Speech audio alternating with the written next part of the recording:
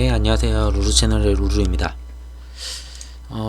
이번에 말씀드릴 거는 뭐 반일 테마 쪽이랑 그리고 정치 관련해서 조금 말씀드리고 IPO랑 뭐 아시아나항공 그리고 좀 짜잘한 이슈로 한두 건 정도 있길래 좀 이걸로 좀 말씀드리려고 합니다. 앞전 일부에서 제가 그 미중 관련해서 말씀을 드렸었는데 그 종목을 제가 확인 안 했던 것 같더라고요. 우선은 유니온이랑 유니온 머티리얼즈 이 정도 제가 보고 있고 뭐 티플렉스도 같이 보셔도 되는데 우선은 거래 대금이 좀 많이 죽었죠. 이제 좀 많이 죽다 보니까 아무래도 유니온을 확실하게 저는 대장으로 보고 있으니 좀 이게 낫지 않을까. 그리고 이번에 이거보다는 좀 안 무너지겠지 그때 싶었는데 앞전에 좀 무너졌죠. 그래도 무너졌다가 어쨌든 차트는 다시 살려놓은 그런 모습이고요. 자, 근데 투자자를 보면은 뭐 외국인 뭐 나가고 들어가고인데 최근에 나간 거는 얼마 되진 않아요. 뭐 해봤자 뭐 한 2만 주 되나? 앞전에 많이 사놓은 것들이 지금 한 달 동안에 뭐 20만 주가량 되기 때문에 뭐 기법도 연기금도 개미만 조금 많이 털었죠. 아무래도 털릴 수밖에 없고 재료가 너무 지지부진하니까. 자, 해서 미중 갈등이 조금 강화되고 이제 트럼프가 확신이 됐기 때문에 거기에 대해서 좀 강하게 밀어붙인다면은 한 번 더 이쪽도 움직일 가능성이 높아 보입니다. 그리고 머트리얼 같은 경우도 여기는 외국인이 좀 사고는 있는데 뭐 앞전에 한번 털긴 했어요. 근데 그래도 여기도 70만 주. 자, 가격으로 봤을 때 거의 비슷비슷해요. 아까 그 유니온이 한 20만 주, 뭐 한 7천원대, 뭐 한 반절 되니까 여기가 더 많이 샀네요.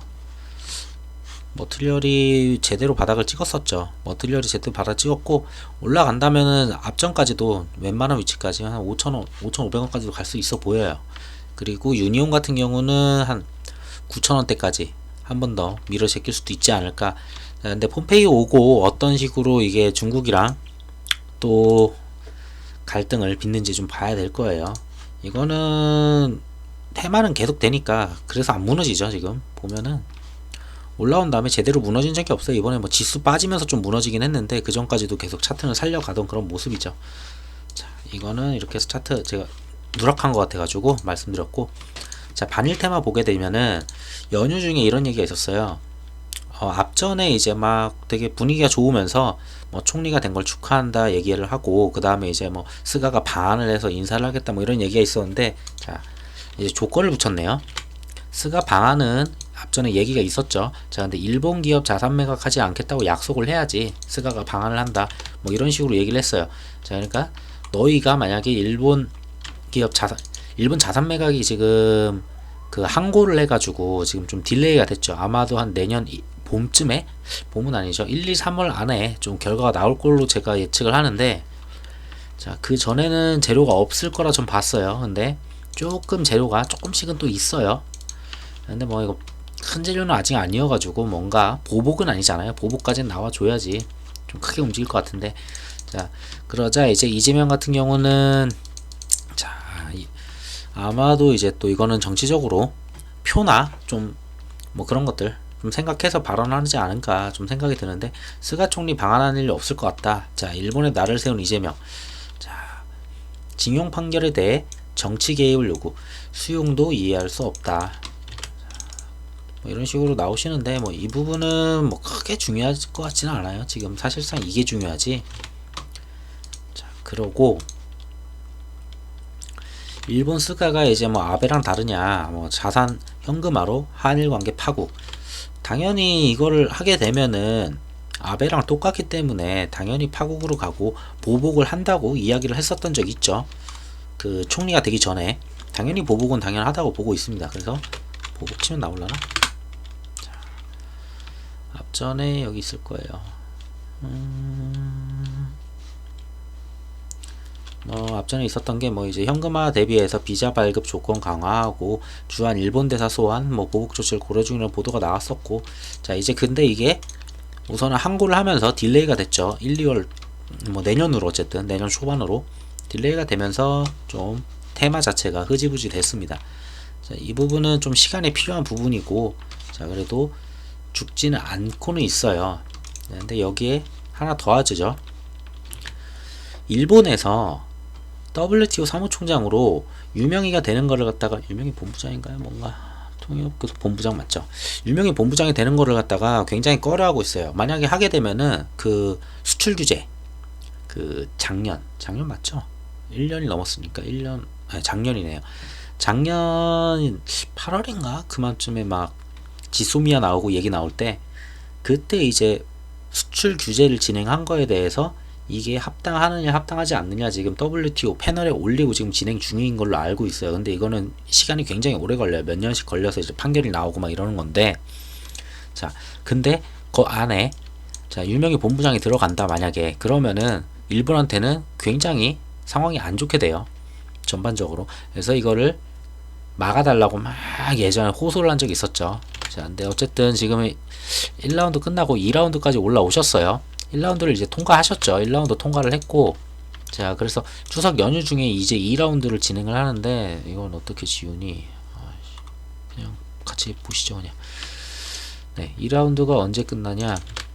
자 6일이죠. 6일. 지난달 24일부터 오는 6일까지 진행되는 WTO 사무총장 선거 2라운드. 자 이때까지 진행이 되고, 근데 결과가 언제 나올지 모른대요. 6일날 당일날 결과가 나올 수도 있고 6일 이후에 발표가 될 수도 있다. 어떤 식으로 되느냐, 지금 5명이 있어요. WTO 사무총장으로 될 그 후보들이. 자 이번에 2라운드에서는 2명으로 추격을 합니다. 그래서 2명으로 들어가는 거예요. 2명이 되면은 이제 1대1 싸움으로 마지막 3라운드에서 게임 끝나는 걸로 저는 알고 있고요. 자 그런 식으로 진행이 되는데, 2라운드 들어가면은 무난하거나 아니면은 뭐 그래도 좀 가능성이 높아지겠죠. 가능성이 확률이 50%로 바뀌니까. 자 해서 이게 며칠 안 남았죠. 자 6일이면은 이날이고 다음 주 화요일이네요. 다음 주 화요일이고, 자 이 부분에서 이제 반일 관련해서 뭔가 좀 뜰 수도 있지 않나 싶긴 한데, 아직은 그렇게 세게는 가진 않을 거예요. 만약에 간다고 하더라도 모나미 어디 갔어? 간다고 하더라도 앞전에 있었던 이런 위치들, 어떻게 설명이, 전에 있었던 이런 위치들, 자 이거를 돌파가 쉬울지는 좀 봐야 될 거예요. 왜냐면은 이렇게 지지를 받았었던 자리가 이제는 저항으로 바뀌었을 거고, 당연히 저항이 되면은 이거를 돌파하기 위해서는 한 6,500원 정도, 뭐 돌파를 하기 위해서는 뭔가 좀 강력한 재료나 뭐가 있어야 되는데, 제가 봤을 때는 모나미 이때 상승할 때도 여기서 약간 상승을 하는데, 저는 이거 상승이라 보지 않았었어요. 왜냐하면 아베가 아프고 뭐 총리가 바뀌고 그거는 뭐 뻔한 재료인데도 이런 식으로 올라가는 걸 봤을 때는 이번에도 웬만큼 한 7,000원 정도까지는 나름 터치를 해주지 않을까 좀 생각은 듭니다. 그래서 6일날 만약에 된다고 했을 때, 만약에 WTO에서 2라운드에서 만약에 못 올라가시면은 재료가 사라지는 거죠. 나름 그래도 좀 재료로 볼 수 있었는데, 그래서 모남이랑 신성통상 2개 정도만 보시면 될 것 같고요. 리드코프 같은 경우에는 다른 이슈로 좀 볼만한 건 있기는 해요. 그거는 제가 오늘은 영상을 하나 더 찍긴 그렇고, 내일 영상에서 제가 기획재정부 다음 주 일정을 지금 보면서 지금 하나씩 재료를 끌어내고 있는데, 자 이쪽 보고 리드코프는 따로 말씀을 드릴게요.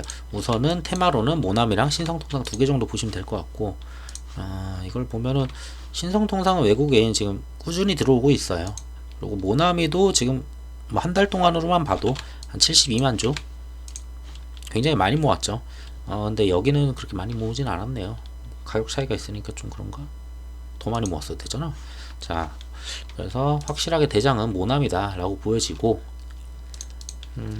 그래서 얘는 좀 지켜보실만 할 것 같아요.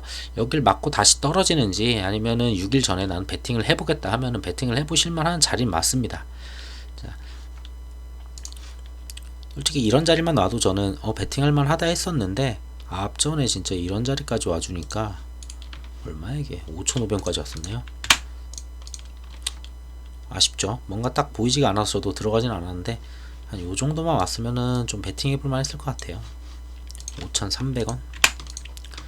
어쨌든 재료가 조금 있고, 만약에 그 다음 재료, 확실한 재료는 일본 자산 매각에 대해서 보복하는 그 행위가 나와야지 이제 확실해지는데, 자 그거는 1, 2월 정도, 21년도 좀 많이 남았죠. 그러면은 그래서 그렇게 보시면 될 것 같고, 자 그리고 정치 테마 보게 되면은 추석 연휴에도 지금 엎치락뒤치락 양상이라고 합니다. 근데 엎치락뒤치락이라고 보기에도 좀 애매해요. 지지율이 좀 많이 나왔더라고요. 생각보다 추석 때. 자, 26일에서 28일에 1100명을 대상으로 조사를 했어요. 자, 이재명 지사가 이제 26%, 그리고 이낙연 대표가 21%. 자, 확실하게 좀 뚜렷하게 차이를 냈어요. 자, 그 다음에 이건 필요 없어요. 뭐 호감도 이런 건 필요 없고, 그 다음에 MBC에서 이제 한 곳은 27일, 28일 날 했어요. 그때는 1500명. 자, 근데 여기서는 이낙연 대표가 26%, 그리고 이재명 도지사가 23%. 자, 그리고 또 다른 곳은 뭐 데일리안 이쪽 뭐 신문회사 같은데 데일리안에서 이제 의뢰를 해가지고 27일, 28일 똑같이 진행한 거죠. 자, 똑같아요. 자, 똑같이 진행을 했는데, 자, 이때도 1056명으로 했는데,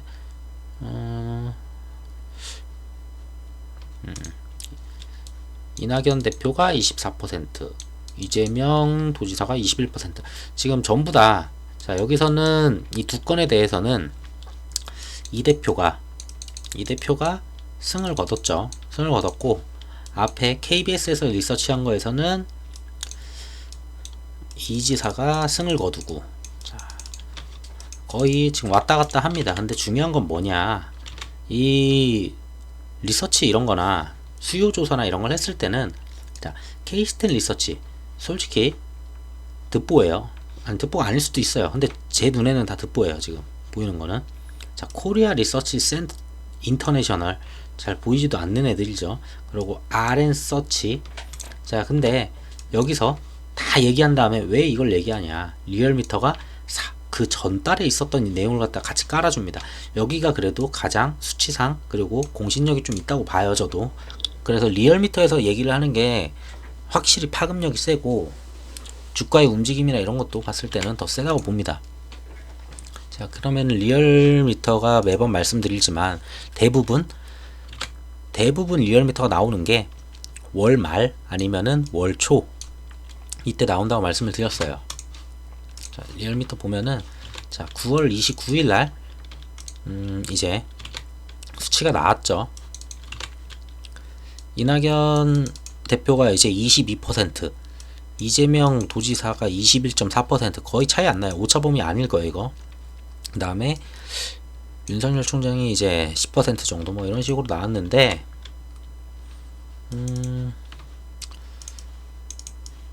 자, 오차 범위 내에서 지금 접전을 하고 있고요. 이재명 같은 경우에는, 이재명 도지사 같은 경우에는 상승세는 하락을 했는데 20% 유지하면서 여기서 계속 버티고 있고요. 자, 윤석열 총장 같은 경우에도 소폭 하락, 근데 10%대를 유지하면서 3위. 자, 여기까지만 볼게요. 뭐 더 안 봐도 돼요. 그 다음은, 자, 그 다음이, 자, 그러고 또 중요한 게, 다음 주 화요일 날 있는 그 부총리 국무회의가 있어요, 세종청사에서. 자, 여기서 나올 만한 이슈는, 자, 윤석열과 관련 있는 그 추미애 장관의 그 아들 그 군 휴가 있었잖아요. 군 휴가권, 그 미복귀, 그 건으로 얘기가 나올 것 같아요. 자, 그러면서 야당 쪽에서 후보가 좀 움직일 가능성이 있습니다. 지금 이낙연이나 이재명 같은 이쪽 같은 경우에는 보셨을 때는 지금 계속 왔다 갔다 핑퐁 싸움이기 때문에 특별한 뭐가 안 보여요. 여기서 뭐 둘 다 같이 올라가면 같이 올라가고, 지수가 올라가거나 막 정치가 올라가면 같이 올라가고, 같이 떨어지면 같이 떨어지고, 약간 이런 느낌이에요 지금. 그래서 누가 하나 갑자기 막 튀어갈 거다 막 안 보입니다, 솔직한 말로. 자, 근데 윤석열 총장 테마 같은 경우는 그날을 기점으로 한번 재료만 좀 나와준다면은 한번 움직일만 할 거는 또 멈췄다. 같아 보여요. 좀 오래 멈춰 있네요, 이번엔. 아닌가? 꺼버리고 다시 해야 되나? 잠시만요.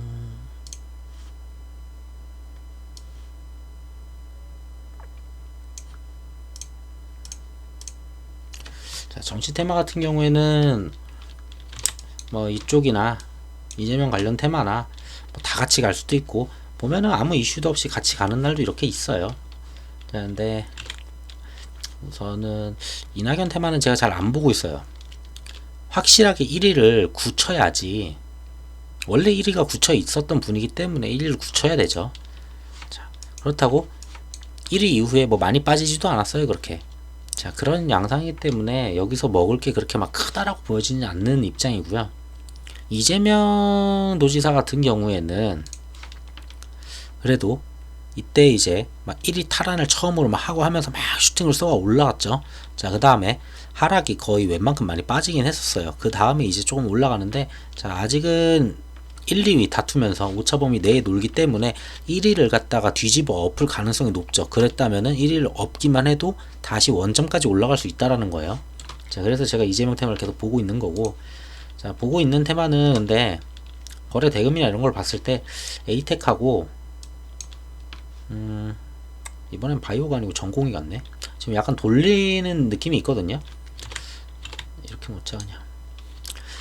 오리엔트 전공이랑 오리엔트 바이오랑 그리고 에이텍 TN 이 정도 보시면 될 것 같아요. 지금 한 4개로 좁혀지는데, 자, 에이텍에는 에이텍 TN이 있는 그런 느낌이고, 오리엔트 전공한테는 오리엔트 바이오가 있는 약간 그런 느낌이에요. 지금 그런 식이어서, 자, 거래 대금으로 봤을 때는 에이텍이 좀 더 강하죠. 자, 근데 오리엔트 전공도 만만치 않을 정도로 올라가고 있고요. 자, 그리고 바이오를 보더라도 오리엔트 바이오가 오히려 TN보다 더 많이 나와요. 자, 약간 오리엔트 얘네들이 계속 조금 힘을 받는 게 누군가의 손길을 좀 뒤늦게 많이 타는 느낌이에요. 자, 전공 봐도 전공 뭐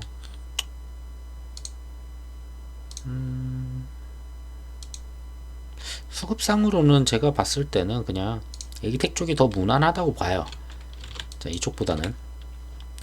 그리고 지금까지 올라오면서 지지를 해온 그런 위치들이 좀 많았기 때문에, 올라갈 때 거래대금이 작게 올라온 아이들은 그렇게까지 막 지지를 잘 받거나 막 그러진 못하거든요.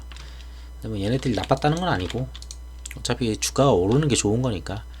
대장은 아직까지 저는 에이텍 계속 보고 있고, 자, 바닥을 완전히 찍었었죠. 여기 한 여기까지 올 줄은 알았는데 여기까지 안 오더라고요. 그래도 그냥 딱 3만원 심리적 숫자인 그 3만원 깨자마자 바로 들어 올리는 약간 그런 느낌이었어요.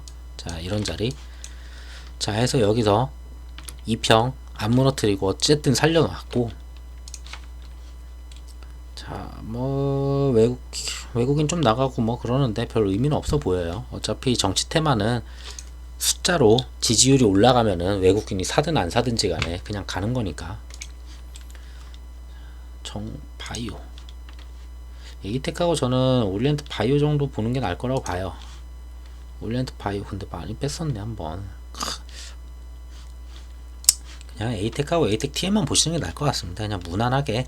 얘네가 수익률이 좀 더 좋다고 해서 얘네 괜히 갔다가 괜히 리스크를 안느니 저라면은 그냥 이 두 놈으로 보는 게 낫지 않나 봅니다.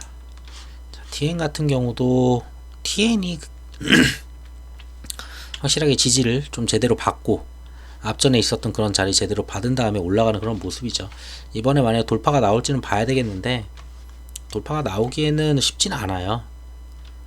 지금 보셨다시피 뭐 특별한 게 없습니다. 지금 이낙연 대표나 이재명 도지사나 특별한 게 없어서 그냥 지켜봐야 될 것 같고, 윤 총장 관련 어우 괜찮네. 서영 같은 경우도 뭐 최근에 지금 웬만한 차트들이 요 며칠 월화 빠지지 저도 빠질 거라고 생각해서 좀 그러고 있었는데 빠지지 않고 올리면서 약간 반등하는 웬만한 이런 차트들이 좀 많이 보여요, 월화에. 자, 근데 이번에는 여기를 돌파를 하느냐인데, 이걸 돌파를 한다면은 한번 크게 가겠죠. 자, 이런 자리 있었고, 자, 돌파 힘들었었는데 그 위에다 얹은 다음에 그냥 쏴버리죠. 자, 그리고 여기서 좀 무너지긴 했었지만 다시 한번 뚫으려고 한 번씩 찔러 봅니다. 서현 있고 서현 탑메탈도 있어요. 뭐 탑메탈 서현 시리즈인데 누가 날까? 얘는 왜 장 종료하고 이렇게 갔을까요? 그래도 대장은 서현이죠. 뭐 다른 애들이 좀 더 갈 수는 있어요. 수익률로 봤을 때는. 자, 근데 거래 대금을 봤을 때 요거밖에 안 터지는 애들, 자, 이런 이 정도밖에 안 터지는 애들을 잘못하게 되면 무너질 때는 정말 굉장히 빠르게 나락으로 바로 가죠. 그나마 이렇게 거래량이라도 있는 애들은 무너지다가도 거래량 때문에, 거래량을 실어서 무너뜨리면 모를까, 거래량 없이 무너뜨리면은 금방 또 다 살아납니다, 바로. 자, 그래서 거래량을 계속 보는 거고, 서현 하나만 보셔도 될 것 같아요. 왜냐면은 지금 자리가 서현 자체도 좋기 때문에 그냥 대장을 만지는 게 낫지, 뭐 엄한 애들, 뭐 조금 더 작은 애를 가야지 이러는 것보다 저는 이게 낫다고 봅니다. 더 시총이 큰 것도 아니죠. 뭐 1800억이면 해서. 재료가 만약에 나올지 화요일날 국무회의죠, 국무회의 진행하면서 나올지는 봐야 될 것 같아요. 그때 나올 거는 같은데, 해서 그 내용이 나오면서 좀 재료가 된다면은 화요일부터 좀 움직여주지 않을까. 그래서 정치 테마는 다음 주 좀 지켜볼만 할 거는 같아요. 근데 리얼미터에서 이미 나왔어요. 지지율 나올 가능성이 높지 않아요. 우선은 리얼미터에서 이미 나와버렸기 때문에 얘네가 뭐 자주 해봐야 일주일에 한 건 할까? 거의 1, 2주에 한 번 나오거든요. 자주 안 나오는 애들이어서. 정치는 그 정도 보고, 자, 그리고 빅히트 엔터, 카카오 게임 때보다 뭐 2조가 더 준비가 돼 있다고 합니다. 2조가 전부 다 들어올진 모르죠. 그러니까 증권사에다가 증권사 예치금을 넣는 거랑 달리 이제 CMA 통장이 있어요. CMA 통장 잔고가 62조 원이래요.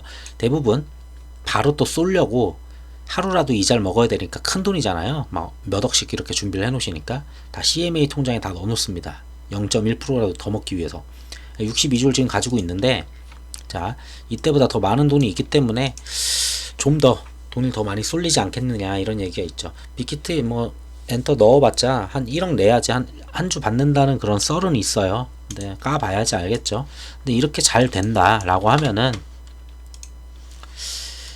얘네들은 이제 거의 가서, 저도 계속 빼는 게 낫다라고 계속 말씀을 드렸지만 이미 끝이어서 이제 다 알거든요. 왜냐면은 앞전에 IPO를 보셨던 분들은 웬만해서 알 거예요. 개인 청약 이거 잘 나왔을 때 나오자마자 첫날 막 무너지고, 근데 점점 일정이 빨라져요. 무너지는 일정이. 왜냐하면 사람들이 이거 끝나면 무너질 걸 알아요. 그러니까 먼저 나가는 거야. 그냥 들먹고. 자, 이런 식으로 지금 하루, 이틀, 3일, 4일, 5일 동안 무너졌잖아요. 누가 건드렸을까? 외국인이 마지막으로 한 번 더 건드려 놓긴 했어요. 건드려 놓긴 했는데, 만약에 말도 안 되게 무너진다, 이거는 보유자분들한테는 좀 그래요. 만약에 말도 안 되게 이런 자리가 나온다, 이런 자리면 한 번 들어갈 만해요. 12,000원, 12,500원 정도. 자, 그러고 심리적인 그런 거는 이제 14,000원, 15,000원이죠. 좀 되겠네요. 자, 이건 뺄게요. 그냥 15,000원을 일시적으로 깬다, 나는 그러면 오늘 당일날 짧게 먹을 수 있다. 그리고 이 청약 대수 자체가 말도 안 되는 숫자가 나온다라고 예측이 된다라면은 저는 이런데 아래 꼬리 잡히면은 한번 들어 올라갈 때 한번 먹을만 하다고는 봐요. 근데 저는 개인적으로 이런 거 별로 안 좋아해요. 먼저 들어가서 앉아 있는 걸 좋아하지, 당일날 그렇게 짧게 먹는 걸 별로 안 좋아해가지고. 자, 어쨌든 뭐 IPO 쪽에선 지금 분위기가 나쁘지 않아요. 자, 그러면 이거 끝난 다음에, 자, 이제 나오는 내용들이 이런 내용이 되게 많아요. 좀 찾아보시면은 내년에 이제 공모주 시장이 더 IPO죠. IPO가 더 뜨겁게 달궈진다. 얘기 나오는 건 딱 3개.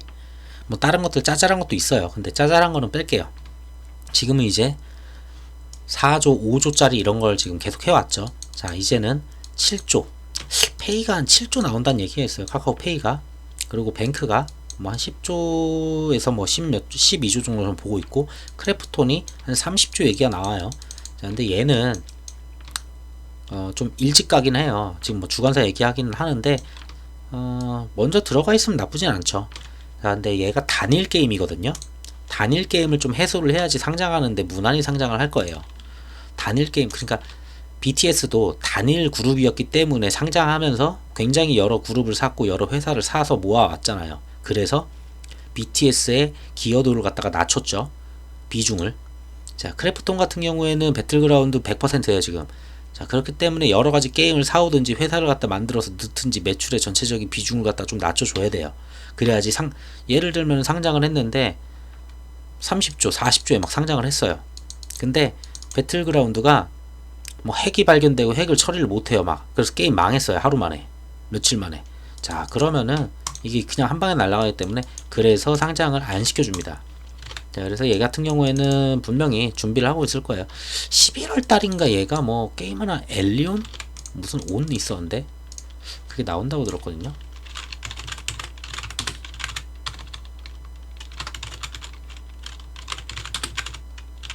엘리온 맞나?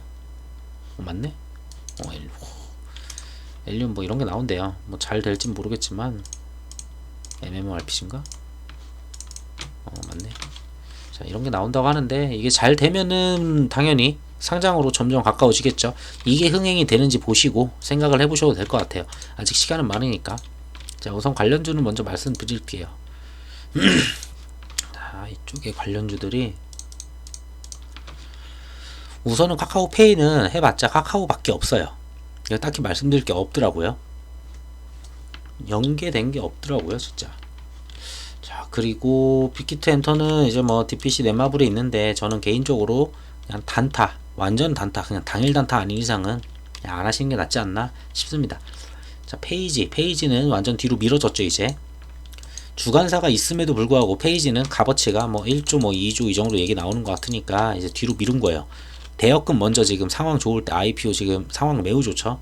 이럴 때 지금 큰 걸 해야지 10%만 더 받아도 10조짜리에 1조 더 버는데 1, 2조짜리 괜히 진행해봐야 10% 더 받아봐야 1, 2천억 더 받으니까 얘를 뒤로 뺍니다. 얘네들은 이걸 뒤로 일로 빼버리고 싶은데 안 빠지면 어떻게 하죠.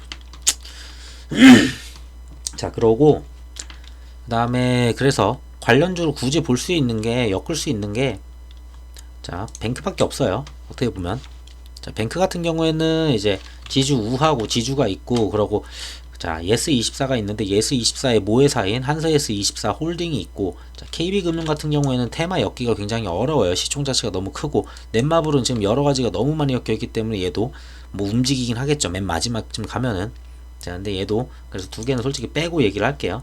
자, 나머지 이제 한 4개인데 어차피 4개가 다 같이 움직여요. 웬만해서. 자, 근데 지금까지는 가볍다 보니까 예스24가 계속 대장 역할을 해왔고 예스24는 자리도 되게 잘 지키면서 잘 가더라고요. 그러고 기관이나 연기금이나 보험도 들어갔다 나왔다 하면서 수급도 양호해요. 그래서 아직까지는 얘네가 대장이 맞는 것 같고 자, 한서예스 같은 경우에는 얘네도 가능성은 있는데 조금 더 시간을 줘야 되지 않을까 싶어요. 조금 더 카카오뱅크 자체가 지금 페이가 먼저 한다는 이런 썰이 막 돌잖아요. 카카오페이가 먼저 한다고 하면서 뱅크에 대한 그 기대감이 좀 줄었거든요. 그래서 좀 나가시는 분들도 좀 있고 너무 시간이 오래 걸리면 페이가 이제 상반기라고 했잖아요. 상반기에 진행을 하면은 뱅크 같은 경우에는 좀 늦어질 수도 있다라는 생각이 들어요. 왜냐면 얘네를 같이 하진 않을 거란 말이에요. 같이 하게 되면 돈이 몰리는 그게 안 되기 때문에 절대 같이 하지 않는데 같이 하지 않는다면 페이가 이미 주관사가 나왔고 아무리 빨리 진행을 해도 얘가 카카오페이가 나오면은 2에서 3월 진짜 빨라봐야 보는데 그러면은 바로 뒤이어서 가기 위해서 뒤에 따라 붙는다면은 얘가 3에서 6월 거의 봄 이쯤 되지 않을까 생각이 좀 들어요. 그래서 좀 시간이 걸리죠.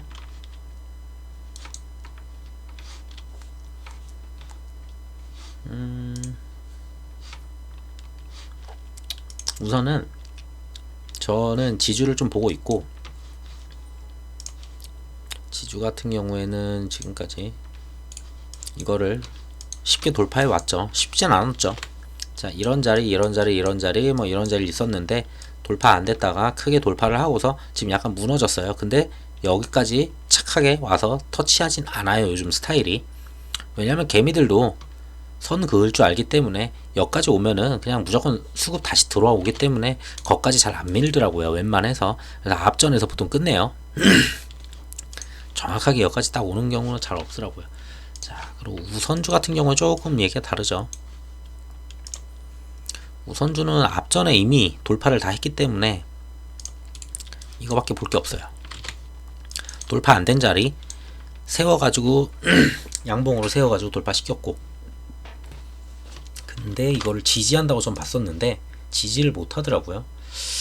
지수가 안 좋기도 했고, 근데 뭐 지지를 아예 못했다고 하기도 그러는데 약간 무너뜨린 그런 모습이죠. 자, 해서 여기서 어떻게 살려나가느냐가 중요한데, 우선은 가장 가까운 이슈는 카카오뱅크 계속 이슈에 나오겠지만 주관사 선정이 있겠고, 주관사 선정하면서 그 사이쯤에 이제 얘네 3분기 실적이 나와요. 자, 3분기 실적이 근데 증권가가 나름 잘 나올 거라 전 봐요. 제가 아는 숫자로는 뭐 엄한 데서 이상한 짓만 안 했으면은 얘네들이. 자, 그 다음에 이제 4분기에는 배당이 있죠. 배당 이슈로 한 번 더 가겠죠. 자, 배당까지 가고, 그러면은 내년 초가 되면은 이슈가 나올 거라 봐요. 그때까지는 지지부진할 수도 있어요. 여기 7만원 돌파하는 것도 잠깐은 어려울 수도 있고, 좀 지수 따라다니는 그런 형태죠. 지금 뭐 봐도 기관 이제 조금 들어오는데 이게 언제 또 바로 나갈지도 모르는 거고, 그래서 신규 진입이라면은 뭐 사람마다 다르니까 스타일이, 여기서 사서 기다리겠다는 사람도 있고, 그래서 이런 종목이 있다는 걸 말씀드렸고, 자, SK를 왜 꺼내놨을까? 크래프톤 먼저 말씀드리자. 크래프톤이 그 지분이 한 1. 몇 % 가지고 있거든요. 이거 말고도 그 의장이랑 연관된 관련주들도 몇 개가 있기는 해요. 근데 걔네는 지분이 엮인 게 아니다 보니까 그게 넷게임즈였나? 이걸 거예요. 제가 이거는 나중에 찾아서 여기다 좀 넣어 놓을게요. 이게 넷게임즈였을 텐데, 자, 움직임 거의 없죠 얘네는. 근데 넵튠 같은 경우에는 거의 유일하게 가지고 있다 보니까, 카카오 게임즈도 한 2%? 얘가 한 2% 가지고 있을 거야. 2.08인가 뭐 이 정도 되고, 넵튠 같은 경우가 1. 후반대 뭐 이 정도 가지고 있는 걸로 알아요. 제 기억이 맞으면. 자, 이런 식으로 지분을 갖고 있다 보니 얘네가 상장을 하면은, 크래프톤 상장하면은 굉장히 가있구나 싶어가지고 막 거래량 터지고 이러죠. 자, 이거 터졌을 때가 뭐냐면은 크래프톤이 주관사를 찾기 위해서 막 여기저기 증권사에다가 콜을 갖다 막 보내는 그 시기였어요. 자, 그러면서 이제 개미들 굉장히 많이 올라탔죠. 뭐 어디서 다 나왔어요? 이거 기법에서 다 토해냈네. 근데 얘 같은 경우에는 아까도 말씀드렸다시피 단일 게임이기 때문에 그 부분이 해소가 된다면은 뭐 쉽게 상장이 되겠지만, 그 부분 해소가 안 되면은 상장하는 과정에서 좀 시간이 걸릴 거라 좀 봐요. 그래서 너무 이른감이 있다라고 저는 느끼는 거 얘네. 차라리 얘네는 근데 있어도 뭐 딱히 관련주가 없죠. 다 페이도 그렇고 다 관련주가 없어서 그 정도 보고 있습니다. 자, 그래서 지금 얘기 나오는 거는 이제 SK그룹 얘기가 이제 나와요. 자, SK그룹에서는 뭐 여러 개를 얘기를 하는데 솔직한 말로 별로 그렇게 필요가 없어요. 자, SK그룹이 아니고 이거는 SK바이오사이언스를 상장을 하면은 이거는 그 위에 모회사인 SK디스커버리가 지금 오히려 호재지, 그 SK랑은 상관이 없거든요. 자, 그러고 자, 제가 말한 팜테코가 상장을 하게 되면 그거는 SK 아래에 있기 때문에 SK 지주사한테 이제 호재인 거고요. 자, 그러고 뭐 SK IPO 잔치라는데 뭐 쫙 나열돼 있어요. 여기 보면 어디 있을까?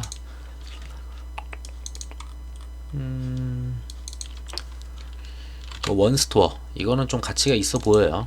원스토어가 하나 있고, 뭐 티몬 있고, 뭐 SK그룹 같은 경우에는 SK 뭐 IT, SK 매직도 지금 IPO 준비 중이고, 뭐 배터리, 뭐 전기차 되게 많이 한대요. 뭐 언제 할지 모르죠.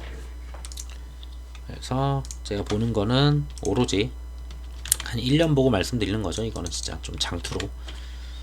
좀 자리도 지수가 많이 빠지면서 자리도 되게 좋았었어요. 19만원 딱 지키면서. 앞전에 이렇게 돌파 못했던 자리, 그리고 장대 양봉으로 돌파시켰던 이런 자리들 지지받고 지금 살짝 올렸죠. 여기도 지지했었던 자리가 있었네요. 19만원이 19만원 의미가 있었구나. 19만원 의미가 있는 자리였네요. 그래서 지지를 했고 올렸는데, 올렸음에 불구하고 어디까지 갈지 몰라요. 얘가 굉장히 더디기 때문에 한 21만원? 21만원 되면은 또다시 무너질 가능성도 있어요. 저거 돌파하려면 분명 재료가 필요한데 그래서 좀 시간을 오래 갖고 보시는 게 좋다. 웬만한 IPO들은 한 번 터지면은 크게 터지잖아요. 그래서 미리 들어가서 준비하시는 게 저는 좋다고 봐요. 그래서 빅히트 끝나면은 다음 IPO들은 저 정도 있다는 거 말씀드리려고 보여드렸고, 그리고 아시아나 관련해서 말씀을 드리면은, 아시아나가 이제 그 반환금 이제 소송이 시작이 되죠. 해서 이제 2,500억에 대해서 법적 공방이 예고되고, 자, 이거는 우리랑 중요한 게 아니에요.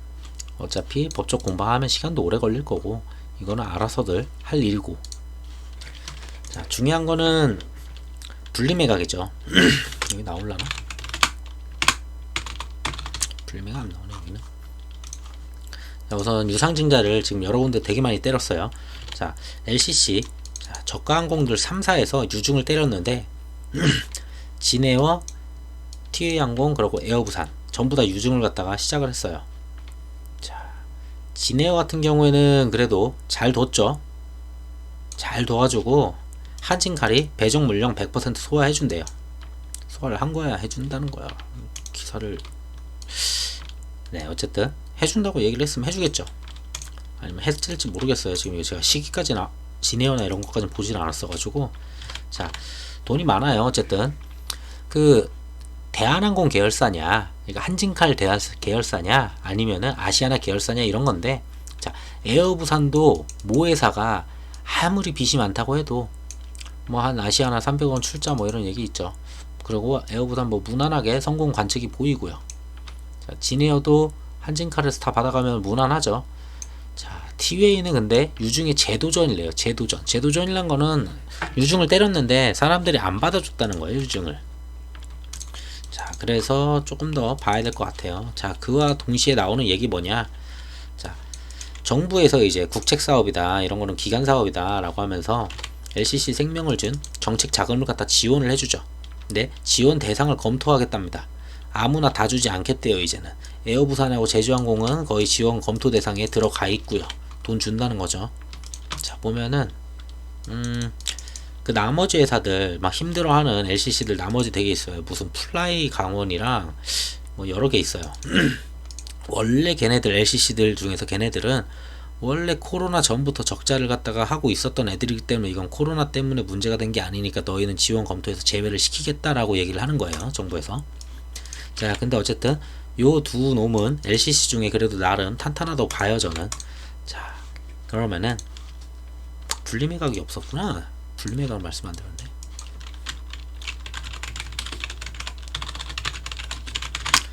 여기에 대해서는 분리매각 이슈는 계속 있어요. 근데 뭐 추진을 하려고는 하는데 뭐 아직 확정이 안 됐어요. 그러다 보니 뭐 분리매각 한다고 뜨면은 미친듯이 달리는 거는 매번 보셨으니까 그거는 아시겠지만, 보자. 최신순 분리만 치면 되지 뭐. 어딨어. 에어부산과 에어서울을 갖다 분리매각 가능성도 뭐 가능성이죠. 어쨌든 100%는 아니에요. 자, 지금 여기 무산된 아시아나 항공의 LCC 자회사인 에어부산과 에어서울, 이걸 뭐 합쳐가지고 패키지로 만든 다음에 패키지로 만들어가지고 이걸 한 800억 정도에 날린다는 얘기가 앞전에 있었어요. 근데 기자가 뭐 정확하게 이렇게까지 800억을 얘기하긴 좀 어려워요. 자기 뇌피셜로. 제가 봤을 때 어디서 뭘 들었겠죠. 그래서 저도 분리매각 가능성이 되게 높다라고 생각하는 그런 입장 중에 하나죠. 자, 그리고 사는 회장 같은 경우에도, 자, 간담회에서, 기자간담회에서 아시아나 통매각과 분리매각을 모두 검토하고 있다라고 이제 밝혔어요. 자, 근데 문제는 이제 지금 코로나 때문에 항공의 그 상황이 그렇게 썩 좋지 않기 때문에 이게 잘 팔릴까라는 그런 부분인데, 자, 통매각을 했는데 지금 이런 문제가 생겼으니까 두 번째는 분리매각을 통해 가지고 분리매각으로 돈을 좀 벌고, 그 다음에 아시아나 항공을 그 돈으로 조금 살리고, 그 다음에 아시아나를 따로 팔고, 약간 이 그림이 나올 가능성이 좀 높다고 봅니다. 근데 그게 언제일지는 모르겠어요. 자, 아무래도 시기는 되게 급박하겠죠. 회사에 돈이 없으니까. 언제까지 유중이나 이런 걸로 버틸 수는 없으니까. 자, 걔네가 어디 있을까? 우선은 분리매각으로 보게 되면은 IDT하고 부산 에어 부산인데 IDT는 유증 이슈가 없어가지고 좀 한 화요일 날이죠. 마지막 날 좀 잘 갔어요. 근데 에어 부산은 이게 월요일 날이었어. 아니다. 금요일이었었구나. 이거 윗골이 이렇게 닿는 날. 맞아? 아니야. 갑자기 기억이 안 나. 유증 기사가 언제 났더라? 해서 어쨌든 못 올라갔어요. 자, 이슈에도 못 올라가는 그런 모습이었죠. 해서 여기 바닥권에서 지금 놀고 있는데, 자, 보면은 지금 외국인 지금 계속 들어오고 있고, 뭐 연기금도 마지막에 좀 들어오고, 기관도 좀 들어오는 그런 모습이에요. 자, IDT 같은 경우에는 뭐 핑퐁 게임 하는 그런 모습이죠. IDT도 뭐 못 갈 건 아닌데, 자, 두 개만 봤을 때는 저는 전에도 말씀드렸다시피 에어 부산이 좀 더 나아 보인다라고 말씀을 드리고 싶어요. IDT가 나쁘다는 건 아닌데, 자, 보면은 이 자리를 넘겨야 돼요. 그냥 무조건. 자, 이런 윗꼬리는 찔러보기는 있었죠. 찔러보기는 있었는데, 자, 이렇게 좀 중요한 자리들 이거를 돌파를 시켜서 4,500원을 한번 넘어주면은 좀 크게 갈 놈이거든요. 얘는 진짜 이걸 넘으려면은 분리매각을 시작하겠습니다라고 확정이 되면은 바로 넘어가요. 이거는. 자, 그걸 보고 이제 베팅을 하는 거고, 자, 이 정도 보기도 애매하다. 여기는 그 다음은 거의 6,000원? 6,000원 정도 될 것 같아요. 다음 보는 거는 그냥 대충 6,000원 잡으면 되겠네. 이거를 만약에 돌파를 한다 그럼 6,000원까지도 저는 볼 수 있다고 봅니다. 앞전에 이렇게 상하가 있던 이런 자리, 자, 그리고 지지받았던 그런 자리들 전부 다. 그래서 얘 같은 경우는 나는 이거 분리매각이 확실할 것 같다. 분리매각 올해 말 연내에 뭐 한다고 기사가 있었거든요. 연내가 얼마 안 남았죠. 연내 쇼부 보겠다 하면은 10월, 11월, 12월이니까 가져가신다면 저는 이거를 사고서 유증을 차라리 받으시는 게 나아요. 유증이 구주주한테도 주는 게 있어가지고 그거 유증이 2,920원인가 그러니까 그것까지 받아서 한 50% 나오거든요. 배정 물량 만약에 내가 만주 가지고 해서 5,000주 나와요. 그게. 자, 그 유증을 받아가지고 그걸로 물 타듯이 한 다음에 나는 이거 끝까지 가보겠다라고 하시면은 그게 나을 것 같아요. 자, IDT는 뭐 알아서 가겠죠. 잘.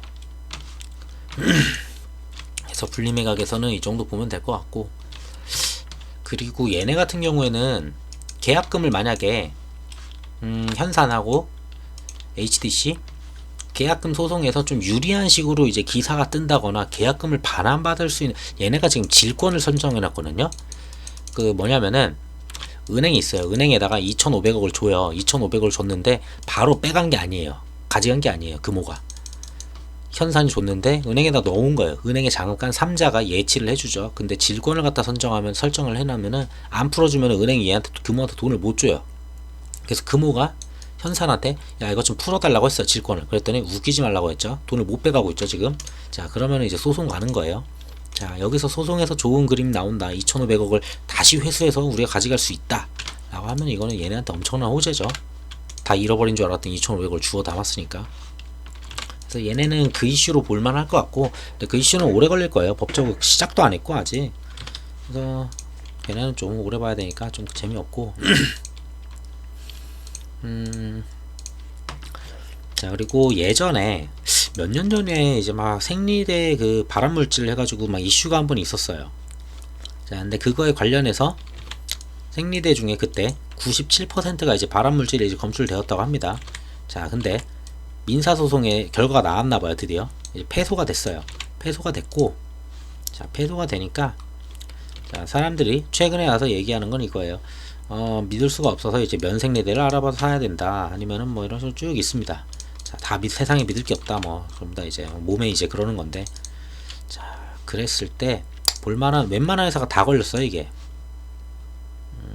보면은 여기 있을 것 같은데 되게 많은 회사가 있었는데 유한양행부터 해가지고 웬만한 회사가 다 걸렸거든요. 여기 안 걸린 회사가 없던데.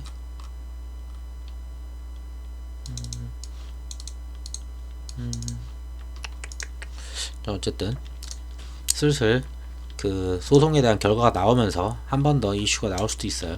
그러면은 순면 생리대를 공급하는 곳이 어딘지 좀 찾아봤어요. 찾다 보니까 기사 중에 이런 게 있더라고요. 웰크론에서 미국에다가 순면 생리대를 독점으로 공급한 적이 있어요. 이거를 순면으로 만드는 회사가 웰크론이 하더라고요. 자, 아까 전에 제가 일부에서 말씀드렸을 때 웰크론 좀 더 나을 것 같다고 말씀을 드렸잖아요. 자, 웰크롬 같은 경우에는 차트도 솔직히 괜찮아요. 바닥 제대로 찍고 올라가는 그런 모습이고, 마스크도 나름 재료가 한 번쯤은 된다고 말씀을 드렸죠.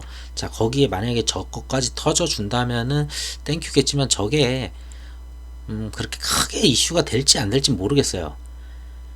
해서 굳이 마스크에서 본다면은 나름 재료가 하나라도 더 있는 게 낫죠. 작은 재료든 뭐든지 간에. 그래서 웰크롬 좀 말씀을 드렸던 거고, 수급 자체도 원체 좀 이랬어서, 자, 해서 아까 그거 말씀드릴 때 말씀드렸던 부분이 이 내용이었고요.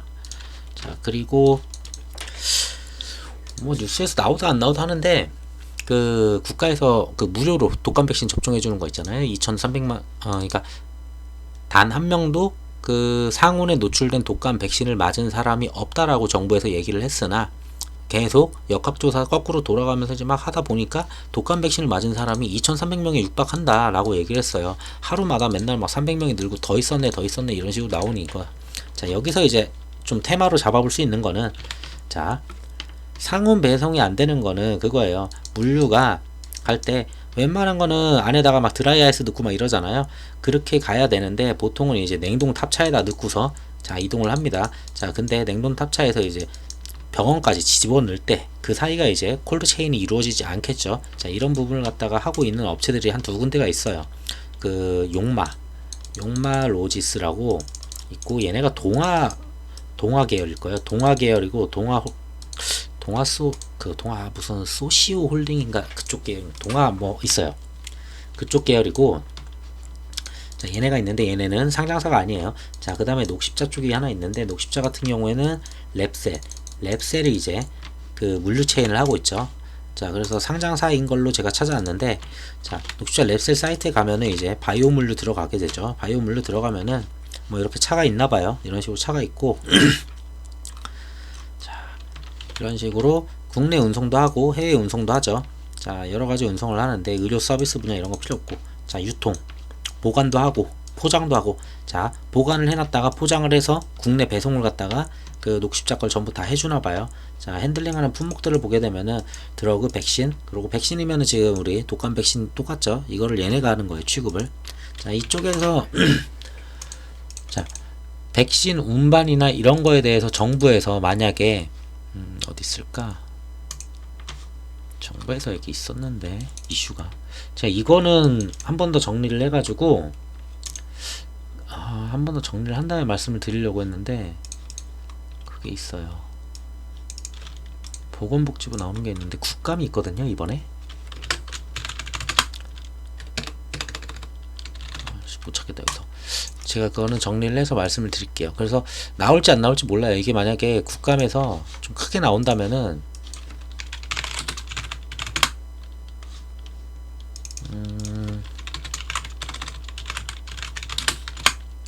자, 국정감사 치고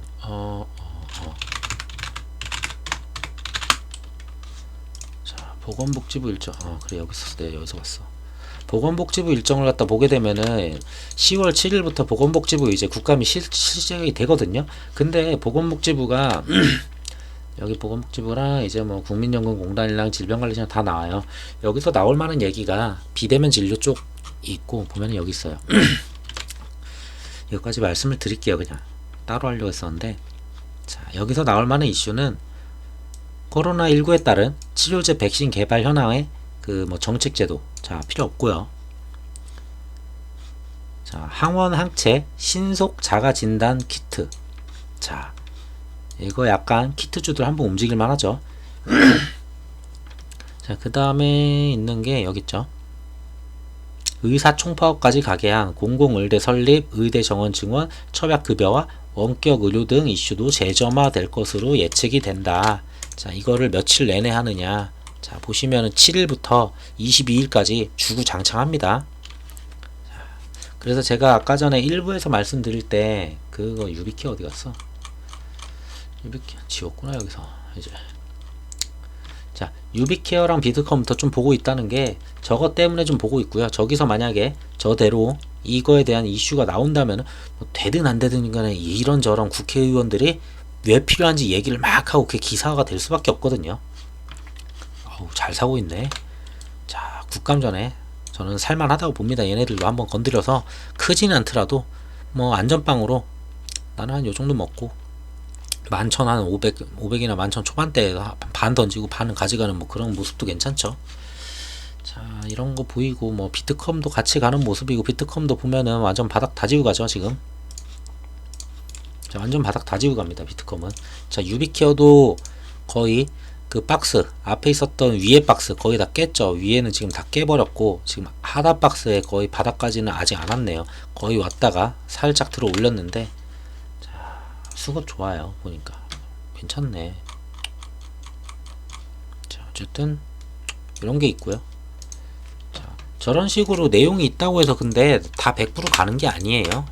그건 확실히 알아두시고 좀 매수를 하셔야 되는 거고. 자, 어쨌든 이런 게 있어서, 자, 그 안에서 자, 이런 자리가 나오죠. 최근에 얘기가 나오는 게 상온 노출 이거 많이 나오잖아요. 독감 백신. 저 국감에서 분명히 이거 나올 수도 있어요. 얘기가. 만약에 얘기가 나온다면은 이쪽 관련해서 어떤 식으로 이제는 해야 된다. 뭔가 틀을 만들어 줄 수도 있고. 자, 그렇게 되면은 돈을 먹을 수 있는 곳이, 자, 랩셀 얘기하다 말았지. 자, 랩셀 같은 경우도 굉장히 웬만한 애들이 다 바닥 찍고 다 올라오는 그런 모습이에요 요즘. 자, 지금 이런 자리 돌파 못했죠. 돌파 못했는데 한 번쯤은 얘도 이슈 한번 받으면은 돌파 나올 수도 있지 않나 싶습니다. 보자. 아직은 그렇게 막 수급이 나오진 않았는데, 근데 얘 같은 경우는 저 독감 배송도 있는데, 배송 외에 그게 있죠. 또 그 뭐야 혈장하고 MS가 키트죠. 네, 혈장이 있다 보니까 혈장 관련으로 좀 움직여서 바로 간다라고 또 보기가 애매해요. 근데 얘도 한번 지켜볼만 할 것 같습니다. 그쪽으로. 해서 이런 뉴스가 있다라는 거 말씀드렸고, 뭐 있을까? 뭐야 이거? 다 있네. 네, 우선은 지금 2부에서는 이 정도 말씀을 드리려고 하고, 지금 제가 이거 하나씩 다 찾아보면서 지금 좀 찾고 있거든요. 그러니까 이런 식으로 국정감사를 해도 국정감사에서 어떤 식으로 얘기를 할지, 뭔 내용이 나올지 이걸 좀 찾으면 나오더라고요. 해서 이런 거 다 찾아가지고 좀 3부에서 쓸만한 게 있는지 좀 보고, 별로 쓸만하지 않은 거는 뭐 다 설명드릴 필요 없잖아요. 그래서 그런 걸로 제가 또 3부 얘기를 내일 좀 말씀을 드리고, 내일 좀 새로운 뉴스, 대외적인 이슈나 뭐 새로운 뉴스가 또 나온다면은 그쪽 관련해서 좀 말씀을 드리겠습니다. 네, 이 영상이 도움이 되셨으면은 구독 버튼 부탁드리겠습니다. 감사합니다.